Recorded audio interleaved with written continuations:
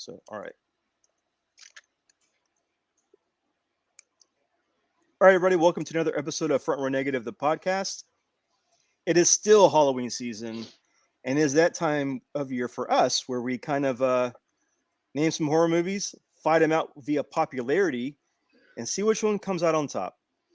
We got different brackets this time with different guests, but we're keeping the guests surprised because we don't want certain fans of the show or people playing in our contest to try to DM these guests to sway them their way for their picks.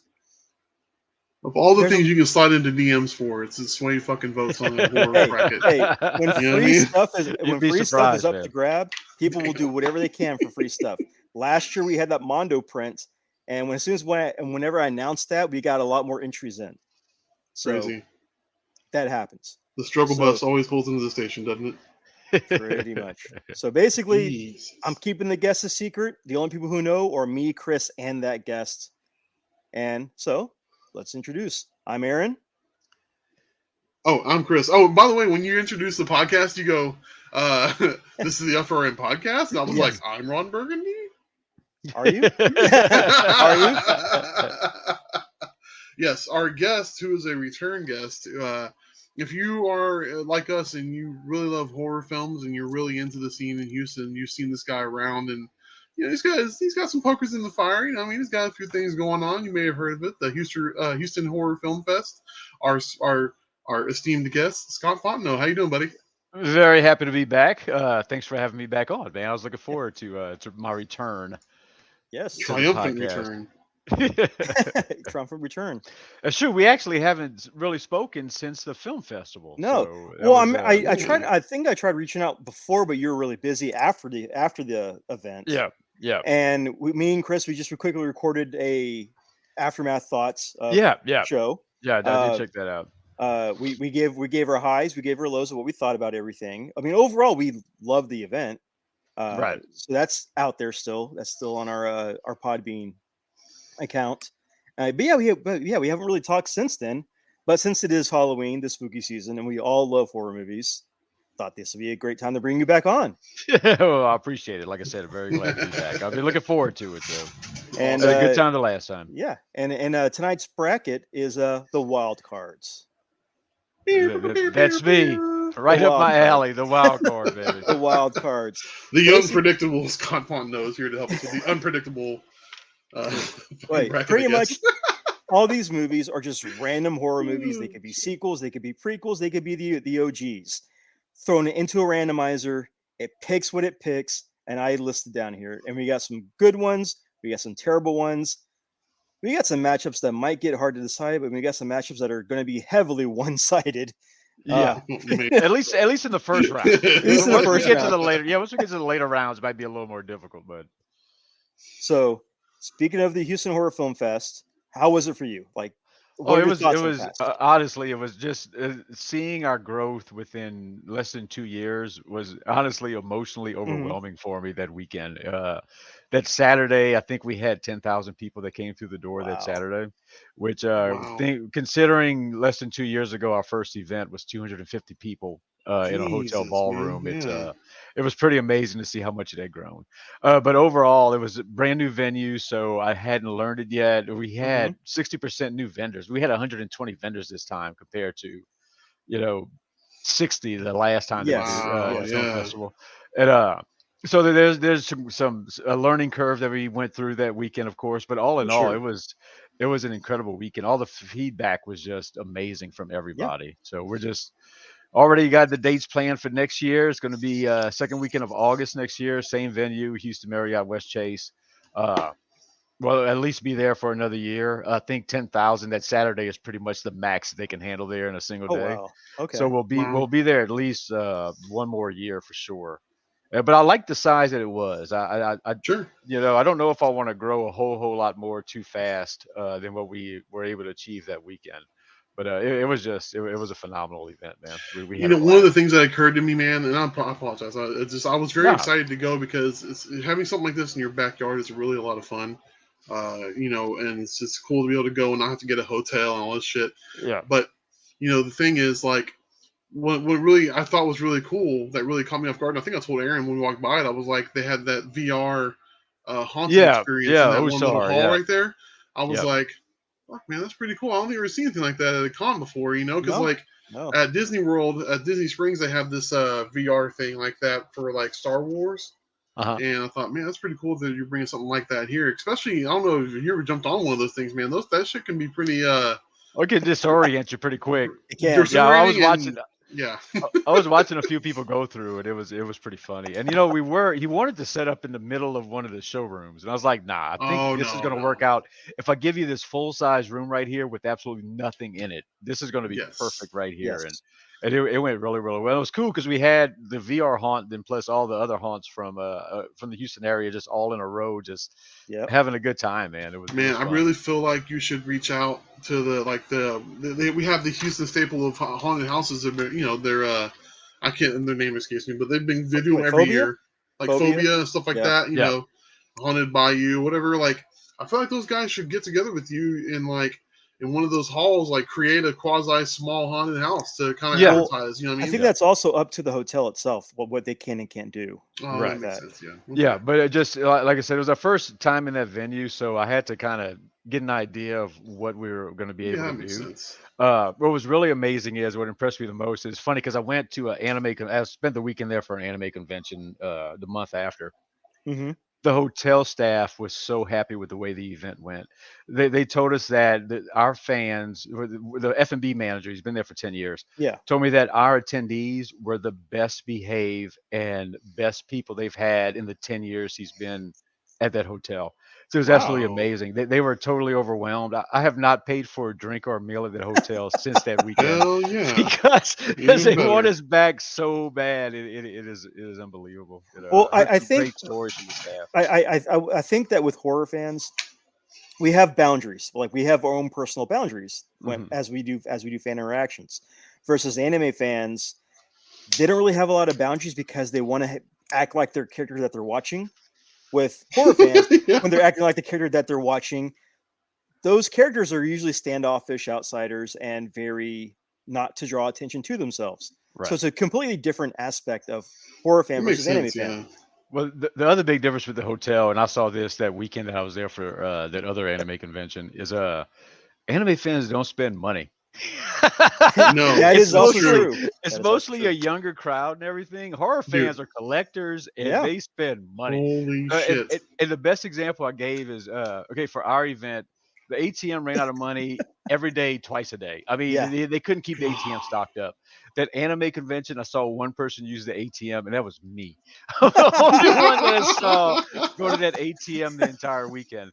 And but yeah, the vendor room closed early and stuff Saturday. It was ridiculous. But yeah, the hotel was very, very happy with the way. I mean, we had people up. I mean, I'm one of those people, but we had people up till 5, 6 o'clock in the morning. I mean, it was just. What I heard. And there was no trouble. There was no fights. There were no issues. Nope. It was just a great. It's like a big family reunion, man. It was incredible. That's fantastic. Well, I think it's also the age bracket too, because anime fans are typically younger. They're in college. Yes. Yeah. They're broke.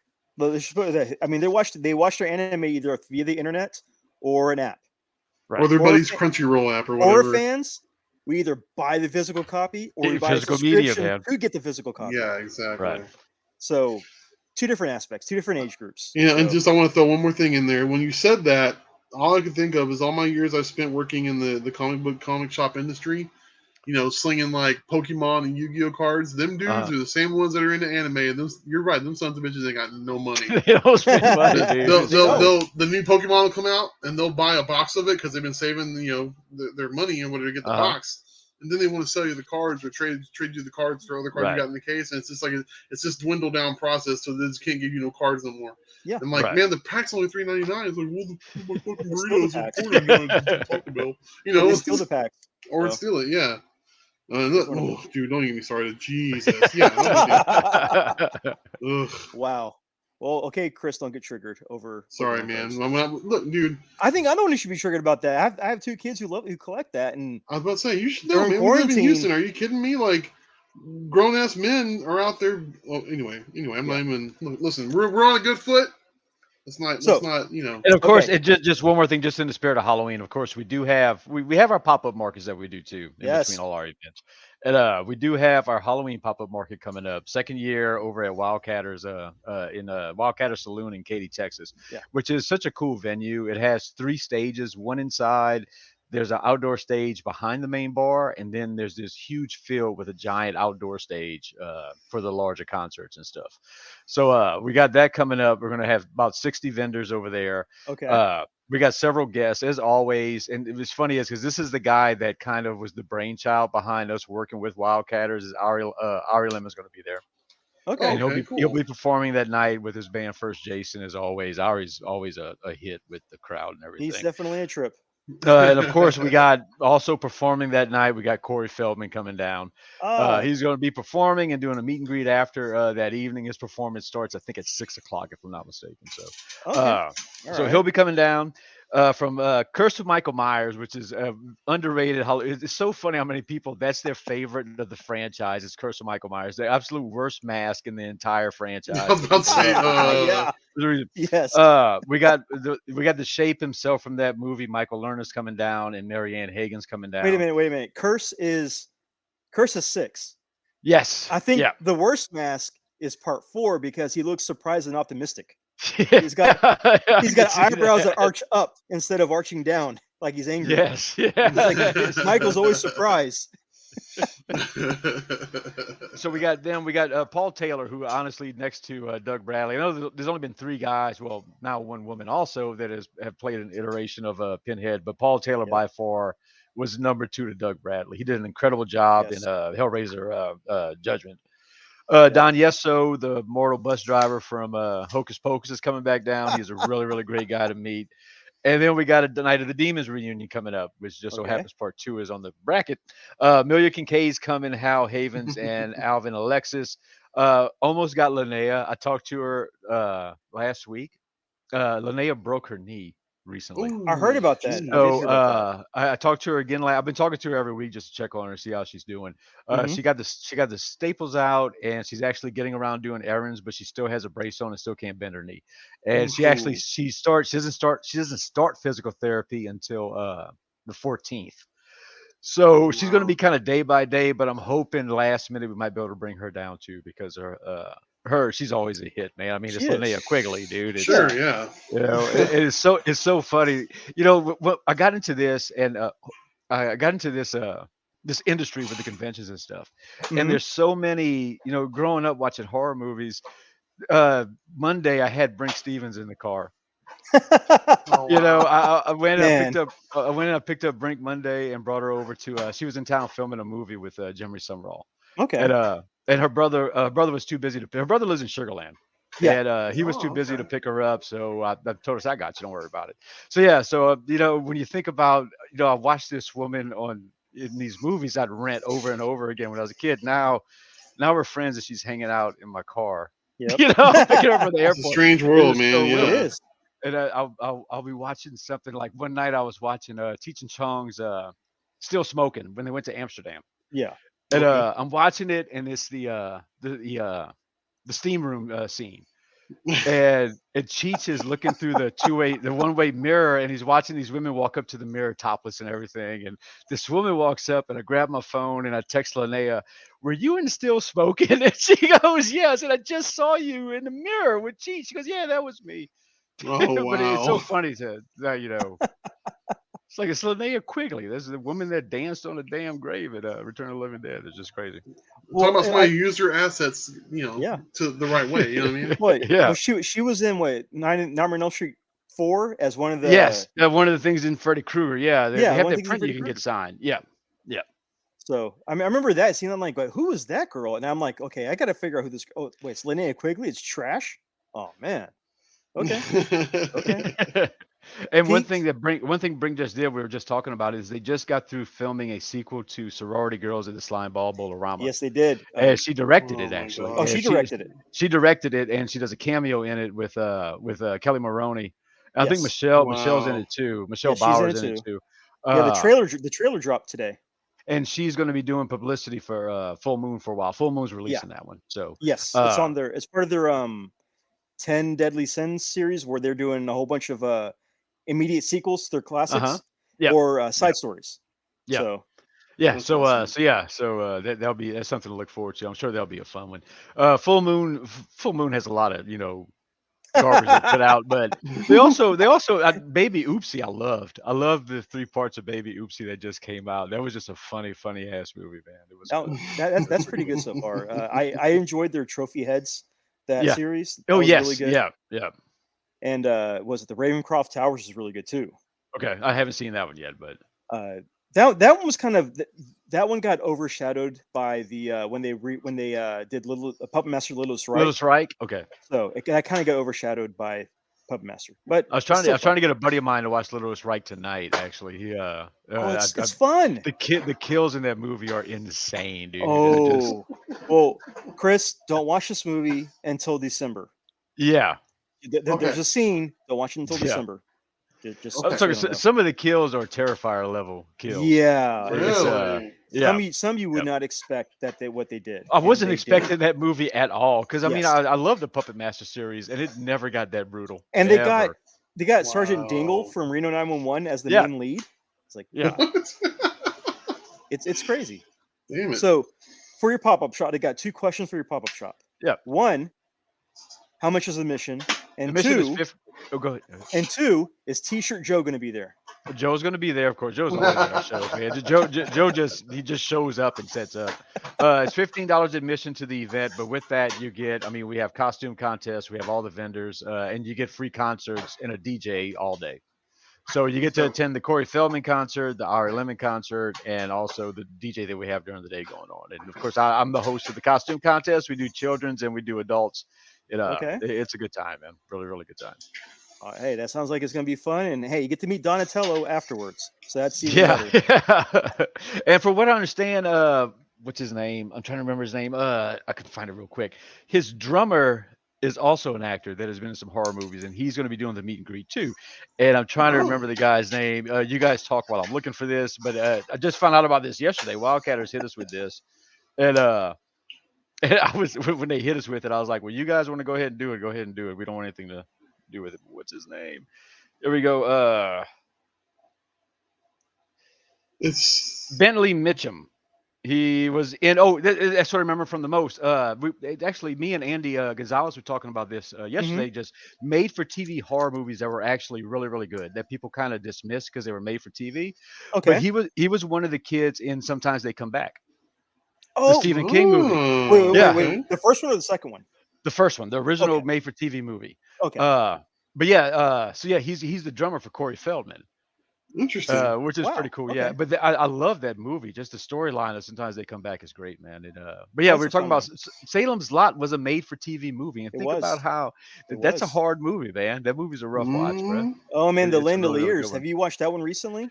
No, I haven't seen it Oh, the recently. CG is bad. But... The CG is it's a good story because you see evil, Valky Vortakmis from Perfect Strangers, yeah. but the CG has not aged well at all. It looks like old 1993 wallpaper screensaver type of graphics.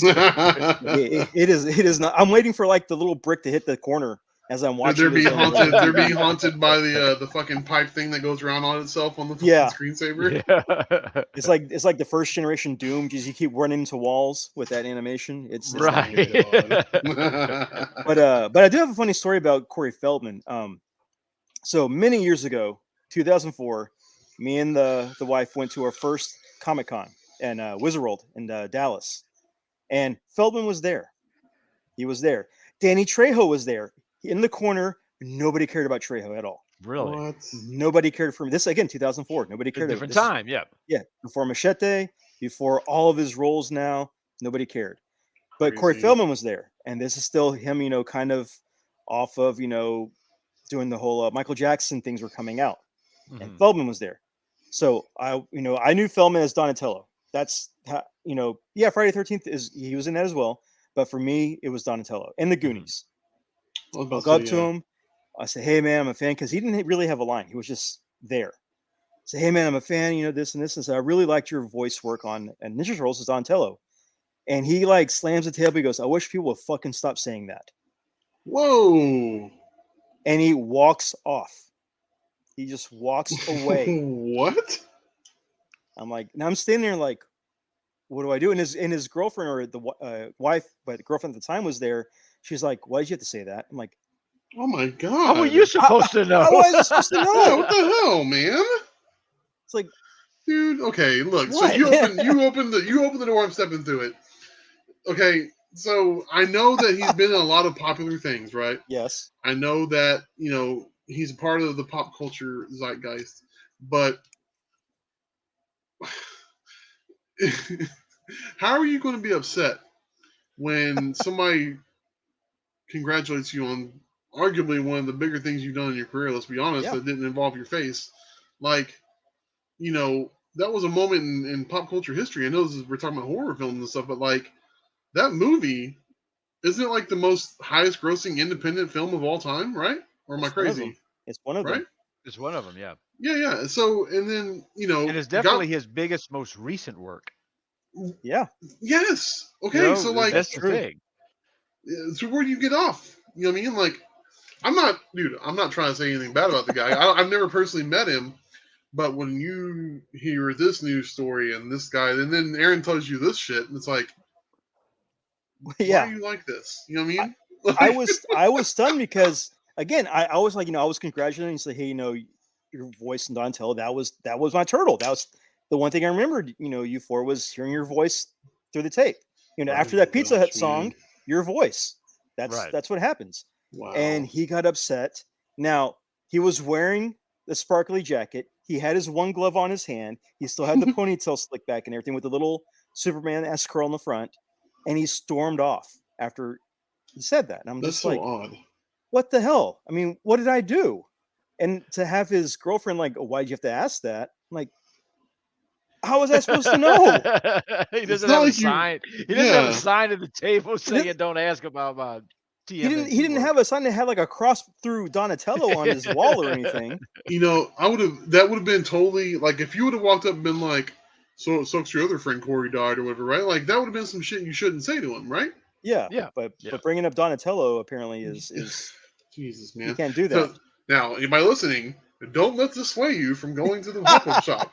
By all means. We've got plenty of other guests for you to come Yes. Yeah, I by was gonna say, don't let this keep you from going. Like, we're not saying don't go. Just bring your kid gloves. You're going to meet Corey Feldman. That's all we're saying. But if you do, don't bring anything Donatello for him to sign. Holy crap. And pre-sale tickets are going like crazy, so definitely try to get tickets soon if you're coming down. For sure. Oh, that's all. Yeah, I can't wait to see Texas's own Ronnie James Dio T-shirt Joe out there. That's my boy, man. Selling his wares. Aaron, Corey Feldman's going to be outside your window, like peeping in, like, I can't believe you brought that up again. He's going to be out there. He's going to be like one of those Garfield car decal things that's sticking to the window. Just so you you guys Michael know, Jackson kick and kick your door in. everybody's seen a lot of his videos online for his performances, like the Today Show bit, and there's a few. Oh others. yeah. Have you guys ever seen the Howard Stern performance? No, I haven't. Okay, if you guys after we get through, Google Corey Feldman, Howard Stern. It is there's so much random shit in that video. There's a midget in a grass skirt. There's Howard Stern in bikini bottoms holding a blow up doll. Then there's Corey Feldman. You guys have got that is the most cringeworthy Corey Feldman video, and hardly anybody's seen it. But it's on YouTube. You just gotta check out Corey Feldman Howard Stern show, and it is it's pretty. It's on the list now, man. Yeah. Oh, definitely. Oh wow, that's let's just transition. Speaking of lists that we have to look at and everything, let's jump into our Halloween brackets and the wild card section. So pretty much this is a popularity vote. It's whoever gets the 2 votes moves forward, or it gets sweep. That happens too. It does happen. It's hey, we're not going on merit. We're not going on apparently skills or if it's good or not from last night. But we're going on popularity. That's just how it works, and that's the magic of having a third guest come in to decide the tie break, and possibly either make a good decision or a bad decision. This is usually how it goes. All right. That's just how it goes. So starting off with our wild cards, we have 2019's Trick versus 2015's Hangman. So Scott, since you're the guest, you get to pick first. Who are you going to go Okay, with? these are the two movies on this list that I am most unfamiliar with. So the way I'm going to weigh this pick is I didn't even get through Hangman. But I did watch Trick. Man. And Trick actually had some pretty brutal stuff in it. It was a fun movie. It Yeah. had some good kills in it for sure. It had plenty of blood in that one. So I'm definitely going to go with Trick. And of Trick. course, it has Jamie Kennedy in it. So who I Yeah. think is an incredibly underrated guy. If it would have been for the return of Mask, he probably would have been a much bigger star than he is right now. But he I got a don't lot know. of shit for that damn movie. But I saw- the Jamie Kennedy Experiment was an incredible show. I mean, that show is. Have you ever watched the Jamie I've Kennedy watched it. Experiment? Yeah, I watched yeah. it. Have you ever seen the Bob Saget episode where they go I to remember Bob's it. house? I remember it. Yeah. hmm or the one where he like auditioned as B-Rad for a real music producer. Yeah. That's awesome. Yeah, so my pick on that one is definitely going to be Trick. Like I Gonna be said, that's Trick. the movie that I definitely got through. Hangman, I didn't. To me, it was just kind of slow. It was a great story. I liked it. Slow burn. It should have been a lot creepier than it was. Because it's a creepy ass story when you think about it. I Yeah. mean, there's a Yeah. serial killer living in your house and you don't realize it. He's watching you. But I camera set up and couldn't everything. get through it. Yeah. It just didn't. I didn't dig that one too much. So yeah, I'll go with Trick on that one. All right, Chris. You know, I was always raised to go with what you know. You know what I mean? And what I do know is I did see Hangman.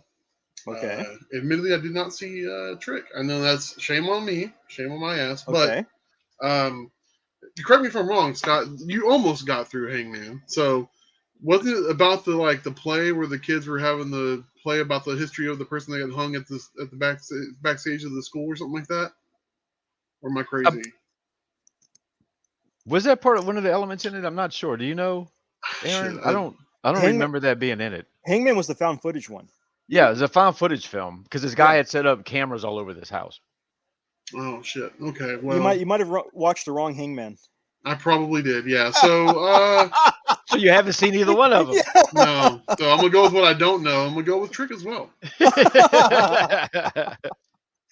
Hey, Trick is a good movie. The twist is pretty good on that Now one. I have to watch it. Yeah. The twist is pretty good. Hangman. Yeah, it is. That ending on Trick. Yeah, the twist in it is pretty crazy. It's pretty crazy. But with Yeah. Hangman, the right Hangman, it's creepy because of how it does play out. Oh, Of what happens, of all that part goes with it. It very much reminds me of the movie Creep. Oh, Creep is a great movie. Creep is really good. Oh yeah. That's the dude from The League. The League. That was Yeah. wildly unexpected. Oh, and I did not expect him to do a movie like that at all. Man. Hell no. Yep. So Trick wins, goes on ahead. All right. All right, Ooh. next up, we've got 2016's Terrifier versus 1987's Slumber Party Massacre, the OG, not the remake. Interesting. Chris, you're up first. Woo! Well, all right. Go with what you know. I know these two movies. So, there's just a seniority vote. There's just a classic vote, and then there's a what the fuck did I just watch vote? Oh God. Which one freaked me out more is going to be Terrifier. So I'm going to go with Terrifier. I'm sorry. Terrifier? Not taking anything away from Summer Party Massacre, but come on. Come on. If, you know what? As the kids say nowadays, if you know, you know. And you know, that's a good saying. For me, I've seen both. I'm going to go with titties over shitties in the bathroom. I'm going to go with Slumber Party Massacre on this one. Oh, my God. So it looks like, Scott, you're the tiebreaker on this one. Okay, I'll be the tiebreaker on this one. And just for the record, one of these movies I had the first victim of the driller killer was in my car Monday and Tuesday. Oh, yeah, good point. But unfortunately for Brink,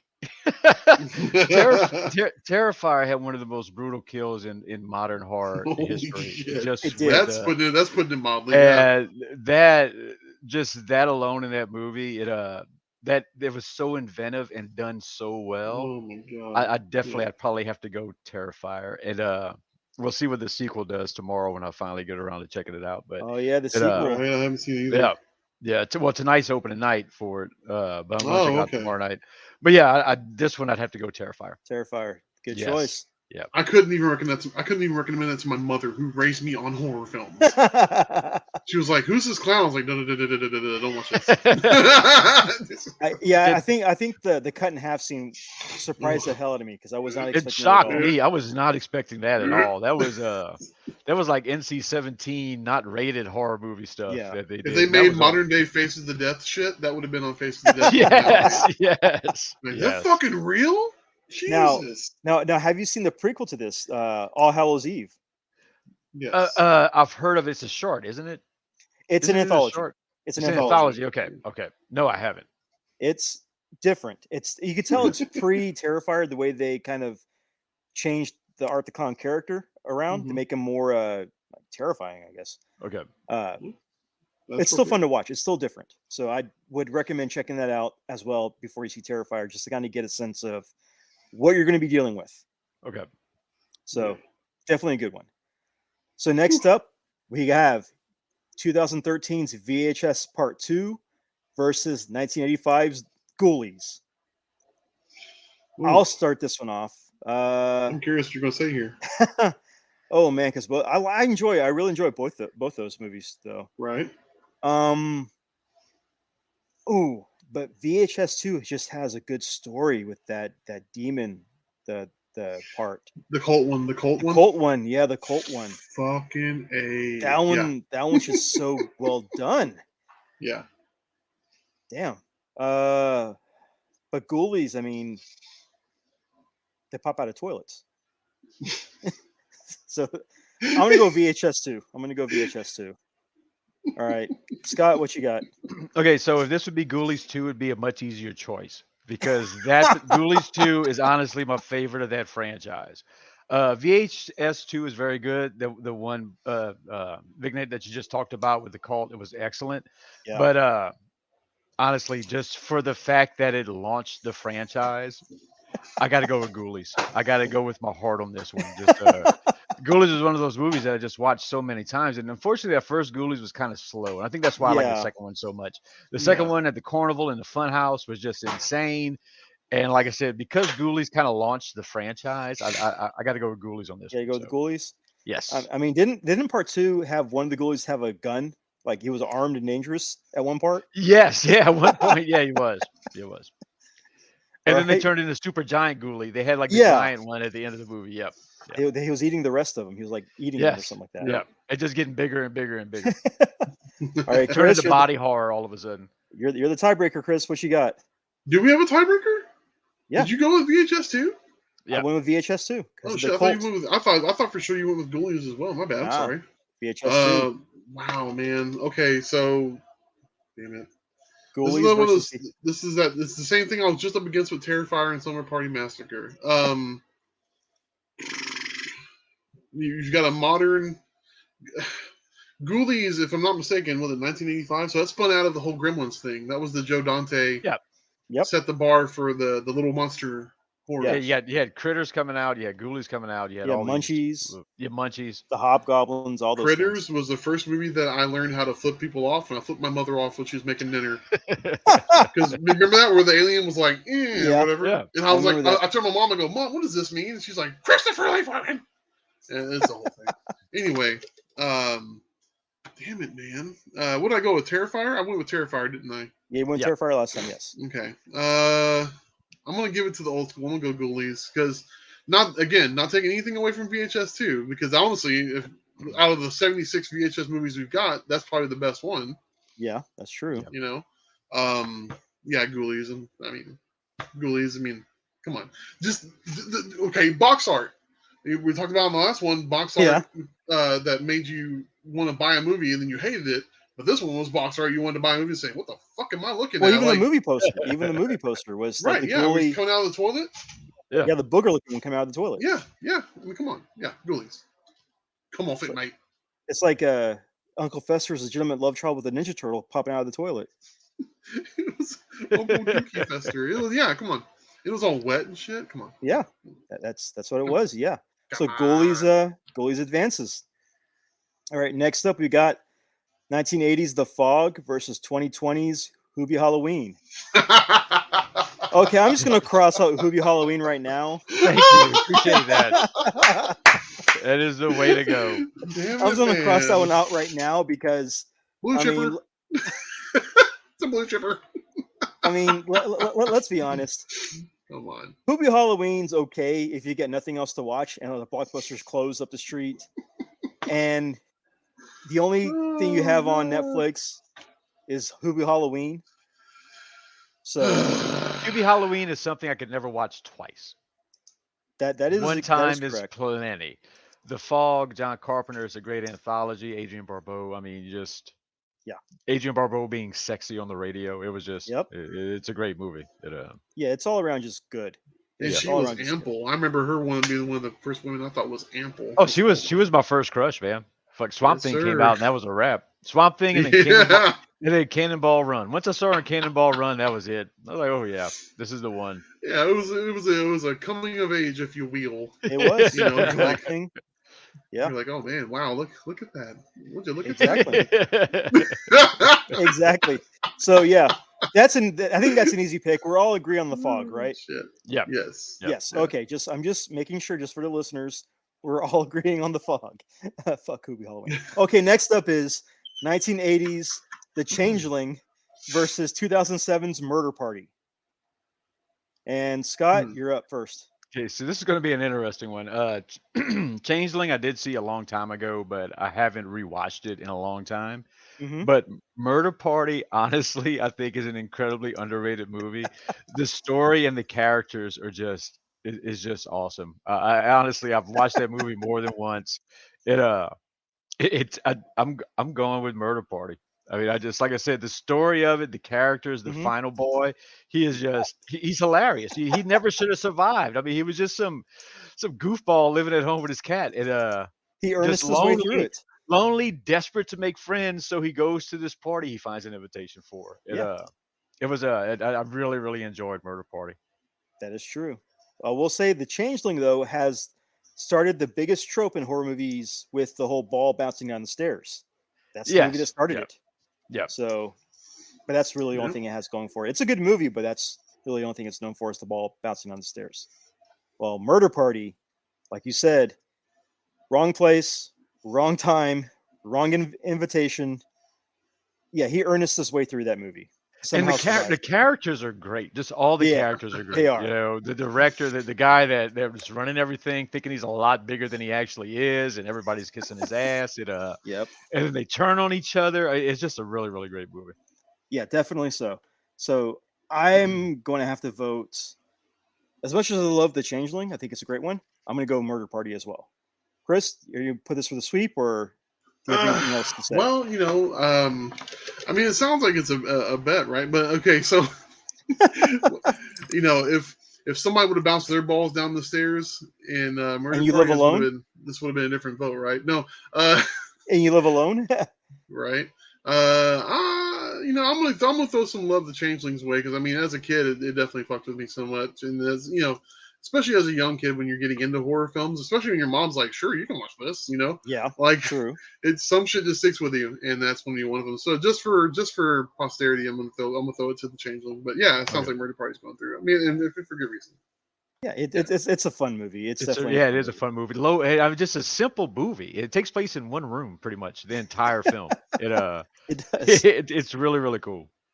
It's just That's awesome. low budget, well done. It's definitely fun to watch. So next up we have the battle of the sequels. We have 1987's Creepshow 2 versus man. 1994's Night of the Demons Part 2. Chris, you're up first. What you got? I have a deep, deep, deep love for the first Creepshow, as I'm sure many do. I'm Yes. sure I'm not alone in this podcast right now, but Creepshow 2 just missed the mark. And I think it's nowhere near as memorable for me as Creepshow 1. Chief Woodenhead? Chief Woodenhead, Chief- the raft. Thanks for the ride, lady. I mean, that's all good and fine, but I hadn't thought about Creepshow 2 in so long until, and this is a wrestling thing, and I don't know, Scott, I don't think you watch wrestling or anything. I watch some. I watch a little. Okay, in the recent past, there's a wrestler named Sami Zayn who changed his look and started. I know where you're going with this. He started coming out with this green, Che Guevara hat and the long hair. And in one of our chats, I think Aaron brought it up. If I'm not mistaken, it was like, he's like, "Damn, man, Sami Zayn looking like the damn what's called a demon from Creepshow 2." I was like, "Fuck, he does." The creep. The creep, yeah. You know, at the end of Creepshow 2, when the creep is out there throwing the newspapers on the ground. Yeah. He's got the military jacket on. He's got the hat on and everything. The Savini creep. That's what Sami Zayn looks like right now. But a ginger version. And Sami Zayn is such an iconic. What's going on with him in wrestling right now is so good that anytime he's on TV, all I think of is the goddamn Savini creep. I'm like, but Night of the Demons 2 has some, it's again not as good as the original in my opinion, but kind of almost by default I'm going Night of the Demons 2. By default. Kind of, yeah. But honestly, if you ask me which one I'm going to put on right now, it's going to be Night of the Demons 2. Okay, you're picking Night of the Demons 2. Yes. That's your pick. Okay. Yes. I'm going to disagree and go Creepshow 2 because, again, thanks to the Ride Lady, the Raft, Chief Woodenhead. I mean, we saw all those cameos in the Creepshow TV show, and that you're able to spot more of those than you were for anything from the first movie that was Easter egg throughout that series. So, I know, man. It didn't capture the spirit of the first one. I'll say this: I ordered the Night of the Demons, like the 3-pack that they have, like the Blu-ray 3-pack. I own that. Okay. But I at least watch Creepshow 2 once a year. Really? And okay. I watch it more. So I'm going to go Creepshow 2. So that's going to be my pick. And so, Scott, what's your answer? What's your tiebreaker? This would be easy. Definitely Creepshow 2. Shit. So I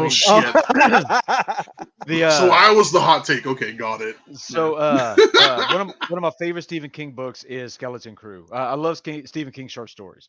And The Raft was one of the stories in Skeleton Crew. So before the movie came out, before I saw the movie, I knew where the story came from.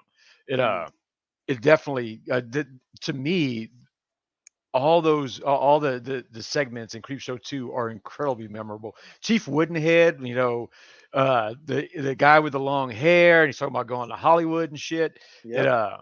It to me, and just the hitchhiker is just. The Hitchhiker might be my favorite of them because it's funny. It's got great special effects with after the guy got hit by the car. It has a great twist at the end where the woman, she could have left. She didn't have to rush home because her husband was late anyway. She wasn't going to get in any trouble. Creepshow 2 definitely. Well, her husband stopped to take care of the guy that she hit. The guy that she hit. Yeah. That's what it was. Right. That's what it was. Yeah. That's right. Oh shit, man. I stand by what I said. That's fine. It's just Creepshow 2. I love that. I love the Creepshow, except with the exception of Part 3 of the Creepshow movies. I love them all. So next up, we have recently 2022's X versus 1978's Jaws 2. Ooh, so Scott, you can start this one off. Okay, so just so you know, this one is actually really, really hard for me. Really? Yeah, because in my opinion, in my particular take, Jaws 2 is the best of the franchise. Jaws 2 to me is better than Jaws 2 is more brutal. It's actually scarier. Okay. I think Jaws 2 made more people scared to get in swimming pools than the first Jaws did. Just in my opinion. Really? Okay.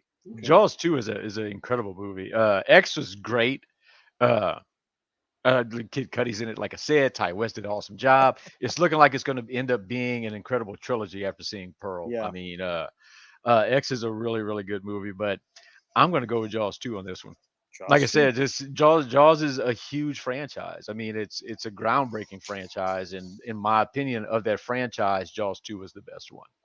Okay, wow, that's a decent reason for picking. Chris, what's your pick? No, Colonel Sanders, you're wrong. Okay. No, I mean, I'll give Jaws 2 its props, man. No doubt. I mean, it's got its moments and everything.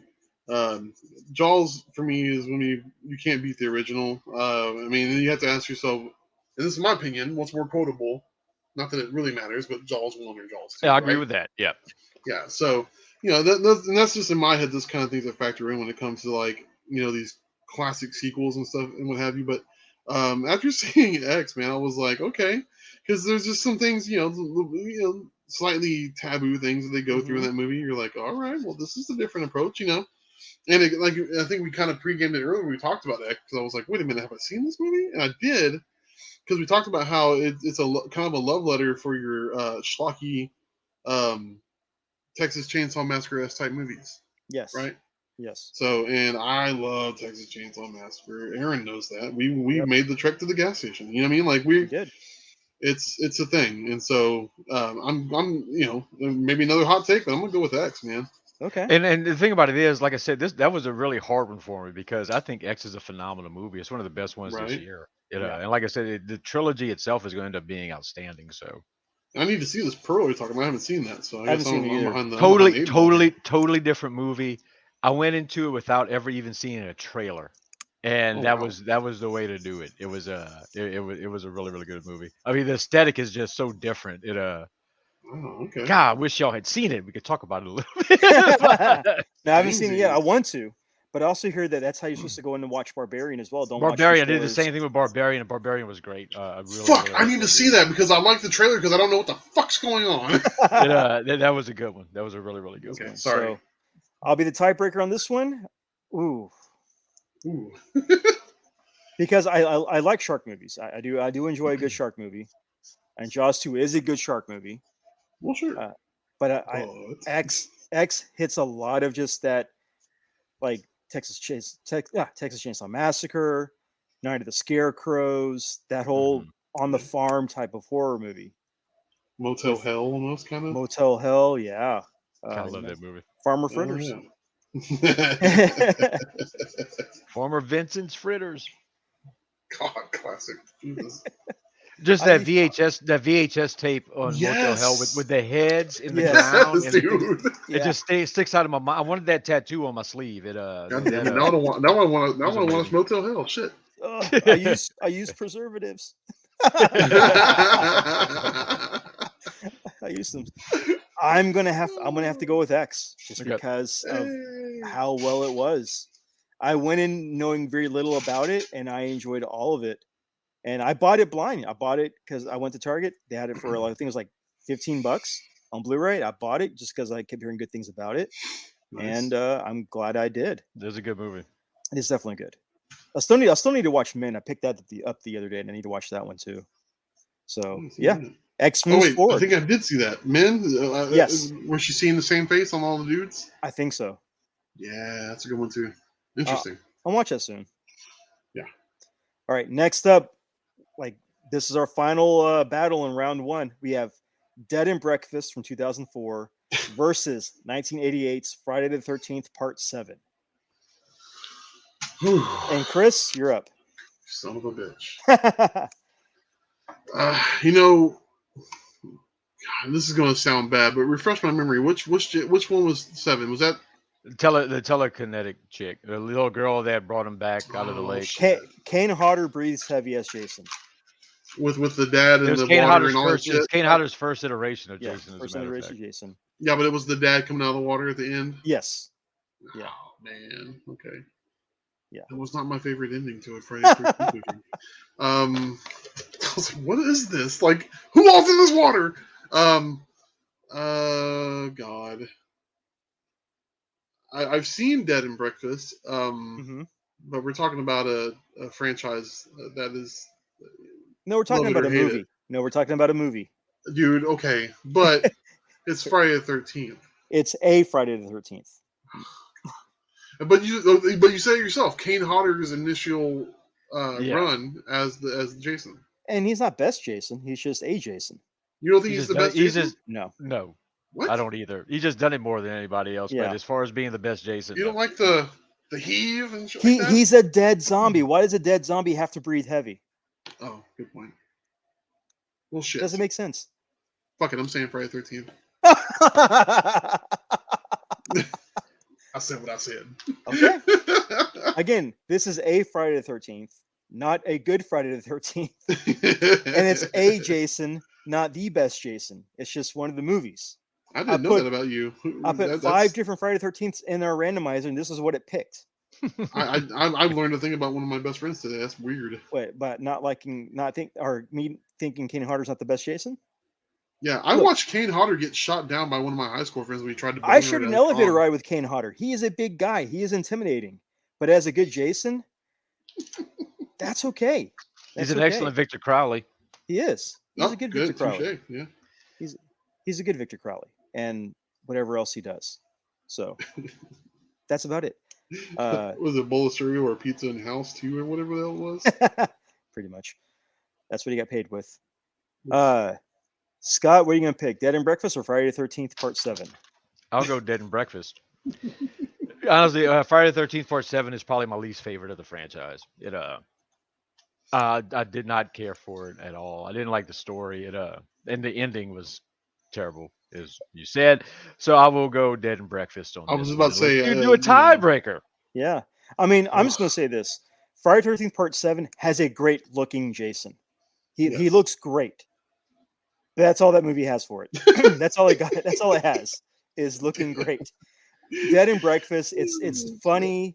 It's got the kid who was in American Wolf in Paris as very eccentric. It's just a funnier movie. So I'm gonna go Dead and Breakfast. All right. As a tiebreaker. And to be fair, I did own the fact that there's a shitty ending for a movie. I'm not, I didn't bury the lead there. You did. But I like Kane Hodder. What are you gonna do, man? I mean, you definitely did. There is no shame in your reasoning to pick that. There's no shame in being wrong, Chris. You know what? It happens to the best of us. That's true. To the best of us. So Dead and Breakfast moves on, and we are done with round 1. Woo! Ding ding ding ding. This is where it starts to get a little harder now. Yeah, it does. You have to pick your sides and bury the ones you don't pick. So, first up, we've got Trick versus Terrifier. Ooh.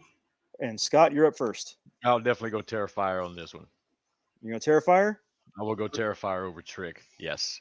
All right. Quickly. Chris, what's your pick? I haven't had to see Trick to tell you that it's Terrifier. That's true. I mean, come on. Hey, come on. There's a reason why Terrifier has a big following right now. Yeah. Yeah. There's a big reason why. And sorry, Jamie Kennedy, just like your role in Tremors, you are done. God. You are I'm done. sure there was a rule he made up in Scream that explained why he lost here. You're my long lost dad. I mean, they had the same hairline in Tremors, him and Burt Ward, so it all works out. So next up, we got this one might be tough for you, Scott. So I'll let you be the tiebreaker on it. I know it will be tough on that one. Ghoulies versus The Fog. Ooh. I'm gonna pick The Fog because that's one of Carpenter's best. Yeah. Great movie. Ghoulies, it's fun, but I've watched The Fog a lot more times than I have Ghoulies. So, Chris, Ghoulies or Fog? Oh, it's gonna be Fog, man. Fog. Scott, what's your pick? I will make it unanimous on that one. I can't pick Ghoulies over The Fog for all the reasons that I've already talked about. I mean, it's just a well done film. It holds up well too. It holds up very well. It does actually. It does. Yeah. It definitely does. The remake not so well because of the CG, but right. Classic one stays a classic. Next up, we've got Murder Party versus Creepshow 2. Chris, you're up first. What do you want from me here? To pick an answer. Jeez. All right. Man. I'm gonna stick with Night of the Demons 2, man. What? Wrong. What? What? I know I'm about to lose out here. It's fine, but Creepshow 2 versus Murder Party. Murder Party. Oh shit, I'm tripping. Yeah, you are. I just have a soft spot for Night of the Demons 2. I'm sorry. Yeah, you just moved it forward. Quit making Night of the Demons a thing. It's never going to happen. Fetch a thing. Okay. Well then, god damn it. Creepshow 2 then. Creepshow 2. Okay. Yeah. All right. I'm going to also go for Creepshow 2. Scott? As good as Murder Party was, I would have to go with Creepshow 2. That one just... I feel like you guys kind of swayed me when you kept bringing up some of the, like, especially the Indian... Chief Woodenhead. Chief Woodenhead. Yeah, the more I thought about it, I was like, that was pretty good. I got people that remember Chief Woodenhead so much they argue with me that it was in the first Creepshow. I'm like, no, actually, it was in the Shit. second one. I It's in the swear second to you. one. It's in the second one. They're like, Yes. no, that was the best Creepshow story. I'm like, yeah, in the second one, in the it second was one. in the movie. second Yeah, one. you're right. Yeah, but I saw him in that one episode, House of the Head. He was in there. Man, that was a good episode. It was. That was my favorite. Was that one? That one in the suitcase genie. That was Oh good. shit, yeah. Ah! Damn it. So last fight in round 2, we've got X versus Dead and Breakfast, and I'll start with this one. I'll start this one off. This is tough for me because I really like both movies. I really enjoy both of them, but ooh, Curious to hear this. I'm gonna go Dead and Breakfast because that's when I'm probably gonna watch a little bit more than the other one. All So right. Scott, what do you got? I'm gonna go X. Gonna go with X? Yeah, Dead and Breakfast wasn't one of the best movies of 2004, but X was definitely one of the best movies of 2022. That's true. To me, X is just like I said, it's a really, really great film. I can't wait to see how they wrap it up in this trilogy. Yeah. All right, Chris. And I don't know that I could have said it any better myself, but Scott really just took the words out of my mouth. So yeah, it's gonna be X. You can go X. Yes, sir. X moves forward, and Dead and Breakfast is over, just like breakfast. It is over. All right, we got our final 4. We got our final 4. Boom, boom, boom. This is where it starts getting hard. Yeah. Yeah, it does. So now we've got What was that? Now we got Terrifier versus The Fog. And Scott, you can start this one off. Oof. Yeah, Scott, break some hearts here, buddy. I'm going to pick The Fog. And the reason I'm picking The Fog is for one of the reasons I just said. The Fog still holds up to this day. It's such a well-done movie. Terrifier in, 40 years? Is it still going to have the same? Is anything going to come out in between now and 40 years later that we're going to start forgetting a little bit about Terrifier and it won't have quite the impact? Because look at the movies that have come out in 2022. I mean, if Terrifier was going up against X, yeah, that would be a wrap. So, I would definitely go Fog. There you go, Fog. Okay. Oh, man. Okay. Ooh. The Fog is classic. It is classic. And there are certain things that hold up and there are certain things that do not hold up. Today's day and age. So for this generation of fans, the fact that The Fog is mostly based on a weather lookout station at a lighthouse to tell people the weather conditions versus somebody checking their phone for the weather condition doesn't really hold up too much overall. Terrifier, though, it's all about the social media aspect game, selfies, the pics, that type of thing, and also the lore and also the urban legends that happen. The creepypasta that happens. And to me, Terrifier is a creepypasta story turned into a clown slasher. Ooh. With that being said, I'm going with The Fog. So, well, just so you know, one thing, like you were just saying, with The Fog, she's in a lighthouse giving weather updates to checking their phone. The thing about it is that movie is set in that time period to where that is the way it was at that time. It is. Now, to me, the movies that don't hold up are the movies that are set in the future, and in the future, they have giant cell phones on their hips. That's actually not the future because we live in the future now. So that's one of the reasons why I think The Fog holds up so much. Like I said, it's set like one movie that I don't think holds up very well, and this is an unpopular opinion, I know. Lost Boys. Really? Man. The clothes that Corey Haim wears in Lost Boys, I wouldn't have worn in that time period. And that was like the clothes you thought of, if I was to put together a funny 80s costume or a funny early 90s costume for a costume party, I would dress up like Corey Haim. That's the kind of stuff, the posters on his wall, they just don't hold up well to me. To me, Lost Boys is a great movie. I watch it all the damn time. But to me, it doesn't quite hold up aesthetically as well as it could have. They just tried to make it too Hollywood, and it's just they tried to romanticize it a little bit too much. You mean Lost Boys wouldn't hold up with the wardrobe and Johnny Depp's wardrobe in Nightmare on Elm Street with the crop tops holds up? I had a shirt like that though. That's just Oh shit! That was out on your front porch listening to Striper and hitting the weights. Yeah. The hotties are gonna love me at the football game tonight, dude. Now the Mark Patton bedroom dance that he does in part 2, that's the Yeah. thing. Oh, grossly underrated film, man. That film's getting more shine than it's ever gotten, and I've Yeah, always it kind of is. felt that way about that movie. So yeah, That's I'm with you true. on that. That's true. So, Scott, you voted for Fog. I voted Yes. for the Fog. Chris, what's your vote? You guys, I don't know if I can say much more than you said, other than this is the only thing that can be conceived as a negative towards Terrifier. To me, in my personal opinion, having watched it twice, Terrifier to me is a one and done movie, man. It's kind of like watching Blair Witch more than once. You know what I mean? Okay. Like once you know what's happening, you know what's coming. Is it really that scary anymore? Or are you just waiting for it to happen? You know what I mean? Well, I will say this: for a time period, The Sixth Sense was the #1 selling DVD and VHS when it was released on home video. That is true. And the Sixth Sense is another one. I mean, M. Night Shyamalan movies are one and dones. Some of them are none and dones. I don't know if I've ever shared this story. Obviously, for people's protection, I won't be naming names, but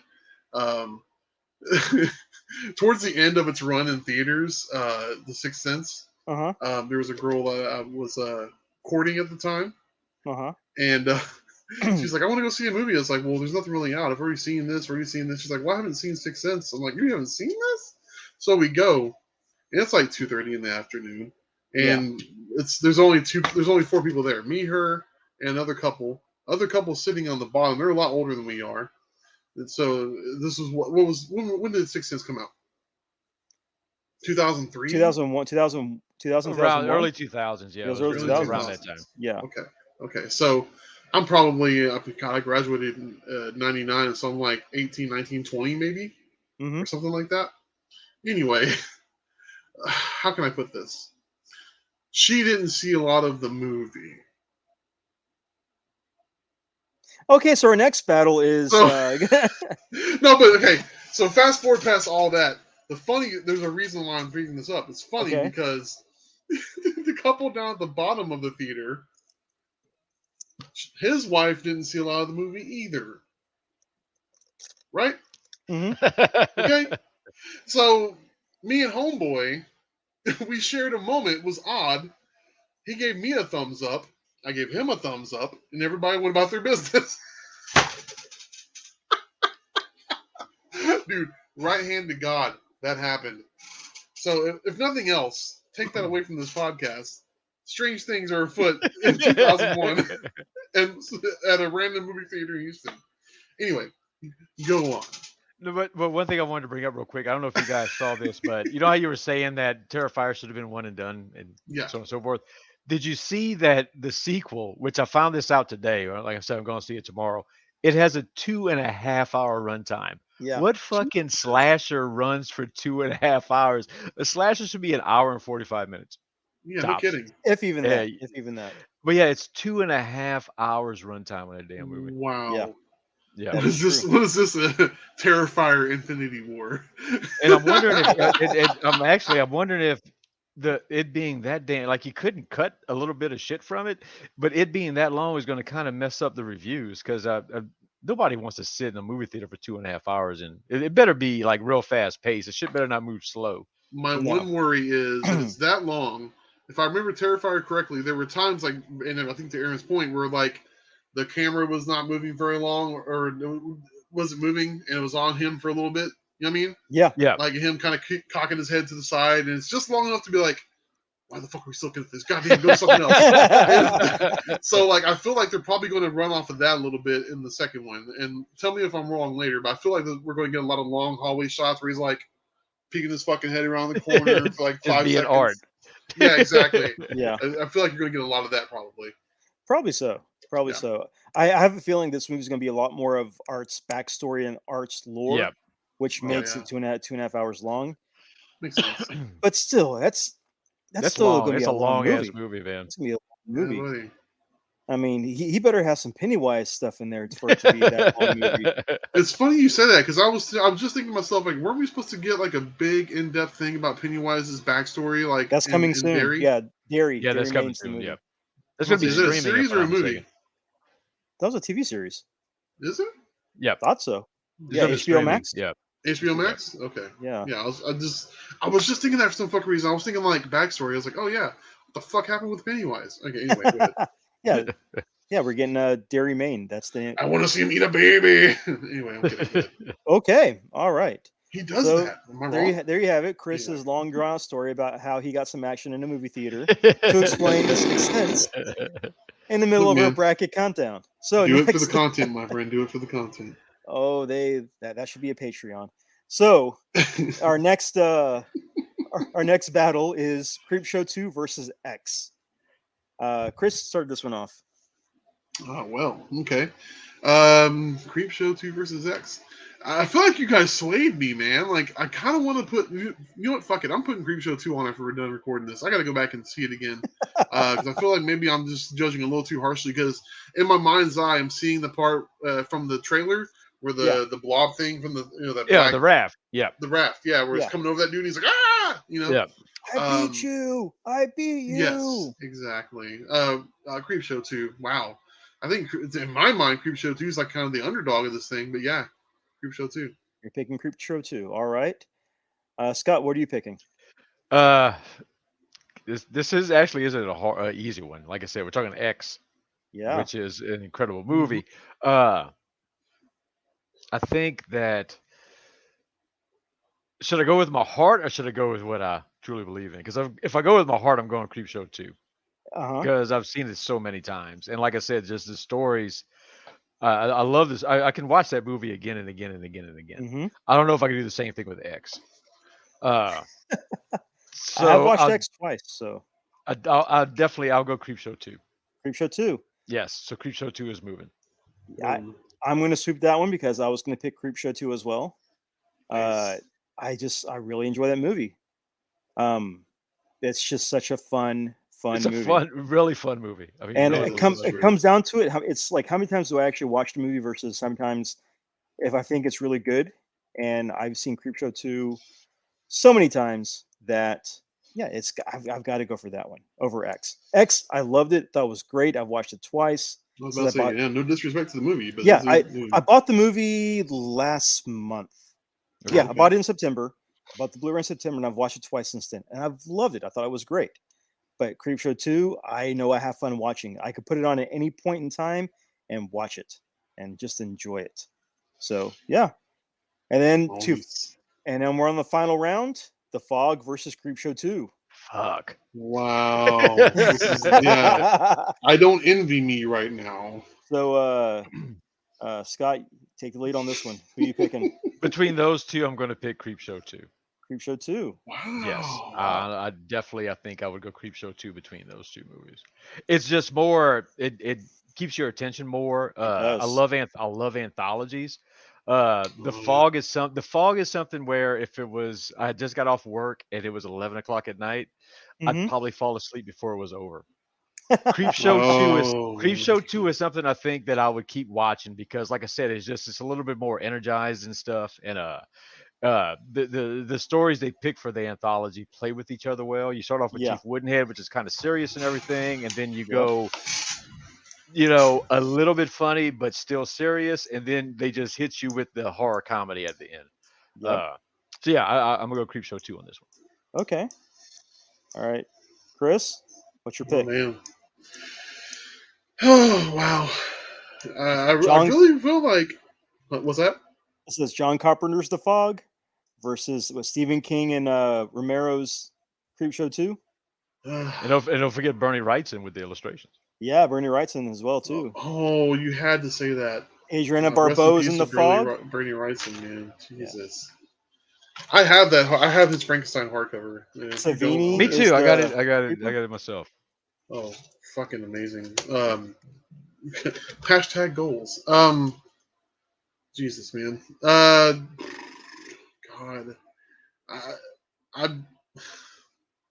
Damn it. I mean, The Fog. With The Fog, you have. To me, The Fog is one of two radio stations in the horror movies that you remember the name of the radio station, KBBL, and the other one would be Texas Chainsaw Massacre 2. 2, yeah. I think one of the things I'm on record of saying in the previous brackets that we did last year, and I have to say it again, at a certain point during the fog, which I even feel this way in my 40s. The shit that fucking scares me is what I don't see. Yes. Always. Because nothing's going to beat out your imagination. And when I first saw that movie, when I first saw The Fog, and you could barely see those eyes or barely make out, you know what I mean? Like they drag you, they drag you along for a while. You're like, what the fuck? What do they look like? You know what I mean? So your imagination goes wild. Mm-hmm. Whereas obviously, Creepshow left nothing to the imagination. It just gave you what you needed right then and there. And that's why I'm torn, man. Because I'm always a believer. Like I've said it before, if there's a door that's barely open and it's dark on the other side of that door, that could be the scariest fucking thing on the planet because you don't know what's on the other side of that door. That's true. That is very true. But goddamn it, you guys turned me around on the Creepshow. What's your pick? Sons of bitches. Creepshow 2. Creepshow 2. Yep. And that's a 2 vote, and that one is the winner. You done did it. Y'all done gone and did it. That one is the winner. The Fog goes back up on the DVD shelf rack. It's put back there until next time. And there's our winner for the wild card. We have Creepshow 2. Wow. I'm happy with it. Yeah, no doubt. Hey, there's no shame in that at all. Again, some of these movies I didn't think we'd get past the first round, and they did. Some did not. So it's popularity. You're voting on popularity. Right. That's all it is. Yeah, you can never be too sure, man. Yeah, true. I mean, I'm not going to be honest. You're not going to be honest? Okay. I'm not going to be honest. I'm not going to be honest. No, I'm going to be honest. I did not think that. Oh shit! I'm looking at the things. I thought Hangman was going to beat out Trick. I really thought that one was going to beat out Trick. Well, admittedly, I think I watched the wrong Hangman, so I think you did too. I can't really chime in on that one. I think you did too. But it is what it is. This is how we voted. This is our vote is law for this podcast. Mm-hmm. So this is the end result. So indeed. Scott, thank you again for coming out. Oh, I had a blast. Yeah, bro, appreciate it, man. Always a good time. And voting your popularity, voting your vote, making your vote count. Thank you for doing this. No Where problem. can people find you? Where can they find your events? So the main page for the events, and we're on all social media platforms as far as Instagram, Facebook, and actually we do have a TikTok account. Would be just search Houston Horror Film Festival, and you will definitely find us. We have a pop-up market coming up in for Halloween. Like I said, we're going to do our annual Christmas pop-up, I'm sure also, which normally we announce that the day after our Halloween event. Mm-hmm. We're going to have a couple more next year. Then we're going to take a break for a short time before while we're getting ready for the film festival, which film festival announcements are probably going to start here next month.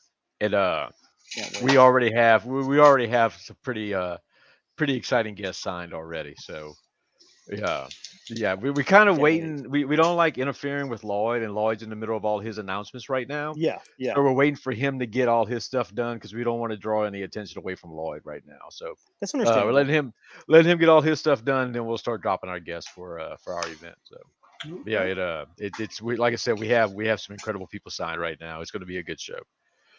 It's going to be insane. That's awesome. And so we had fun when we were there.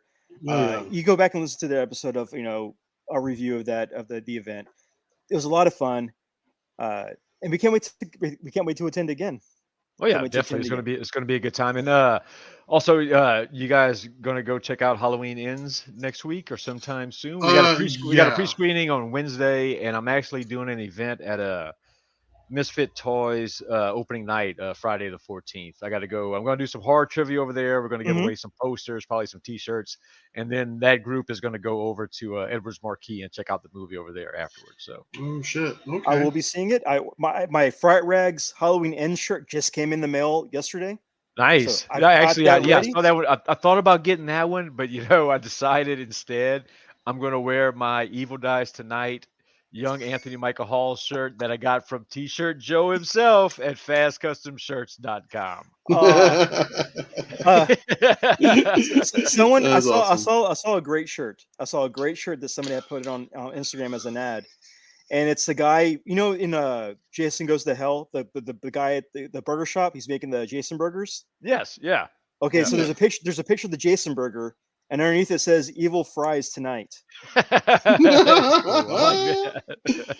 man. That's I saw that, and awesome. I'm like, oh, I want to buy that shirt. That's very clever. Yeah. But I'm ready not for gonna- Halloween ends. I'm ready I'm for not it. gonna lie. In Halloween Kills, when they all started chanting "Evil dies tonight," I just Yeah. started laughing. I couldn't stop laughing. I'm in the theater just cracking up, dude. I thought that When was they the did funniest- that, dude, That was so fucking cringe, man. I was like, dude, It come was. on, man. when they did that, my mind went straight to the Adam Sandler comedy CD with the goat, where it has the thing where he goes, "The night time is the right time. The night time is the right time." It's like, God damn it! Oh man, like And fucking buttonhooked me. I just remember like me and Jen, because we were watching it, and we're like, and we just kept chanting days after, like, "Evil dies tonight, evil dies tonight," and actually one of our former guests on the podcast, he created, because he hates the Halloween franchise. He hates it. He thinks Michael Myers is one of the one of the laziest killers. And I honestly, when it comes to Halloween, I'm not a tremendous Halloween franchise fan. I think I've watched Halloween 3 more than I have any other Halloween movie. And I'm serious. And other than that, I love Rob Zombie's Halloween. I actually like the movie with the backstory for some reason. Okay. But what I was getting to is that so he watched this movie and he kept bringing up this topic. He's like, hey, no, you know, at the end, whenever the townsfolk are about ready to whoop Michael's ass at the end, and there's that one lady that grabs an iron. So he makes a Facebook fan page. The lady who brought an iron to the fight with Michael. I remember that. And we tried to find her to book her. We were like, we got to find the Iron Lady.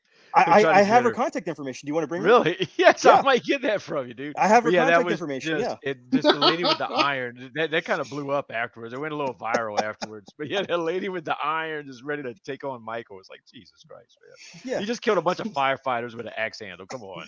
She's like, I'm gonna perma-press that bitch. Steam. I'm gonna wrinkle your ass, taking the wrinkles out your ass. Your dickies are now crispy. Oh man. So face. Yeah, pretty much. But yeah, I got her contact. I'll get you the contact information. Yeah, definitely, man. She's a sweetheart. She's definitely a sweetheart. And what's funny is you know horror fans. That is one signature they would love to have on their poster. Oh, that's so random. Yeah, definitely. Yeah, I'll get you the information. Okay. For that. Okay.